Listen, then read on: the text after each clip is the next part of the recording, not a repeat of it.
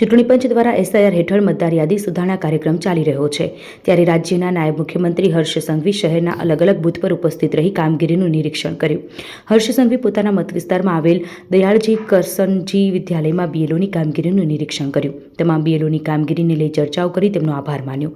હર્ષ સંઘવીએ નિવેદન આપ્યું, લોકશાહીના પર્વને મજબૂત બનાવવા માટે છેલ્લા 21 દિવસથી બીએલઓ પોતાની નિષ્ઠાપૂર્વક રાત દિવસ કામગીરી નિભાવી રહ્યા છે. પોતાની નાની મોટી તકલીફોને બાજુમાં મૂકીને કામગીરી કરી રહ્યા છે. તે તમામ બાબતે બીએલઓને મારા મત વિસ્તારના લોકો વતી હું આભાર માનું છું. બીએલઓની કામગીરીમાં વિદ્યાર્થીઓ અભ્યાસથી વંચિતને લઈ હર્ષ સંઘવીનું નિવેદન. રાજ્યના તમામ શહેરો અને જિલ્લાઓમાં કલેક્ટર દ્વારા આ બાબતને ધ્યાનમાં રાખીને આજુબાજુના કોલેજો, આઈટીઆઈના કર્મચારીઓને પણ લેવામાં આવી રહ્યા છે, જેથી બીએલઓ ઉપર ઓછામાં ઓછું ભારણ રહે તે માટેનું આયોજન કરાયું. નાયબ મુખ્યમંત્રી હર્ષ સંઘવીએ બીએલઓની કામગીરી કરતા શિક્ષકોની કામગીરીને બિરદાવી.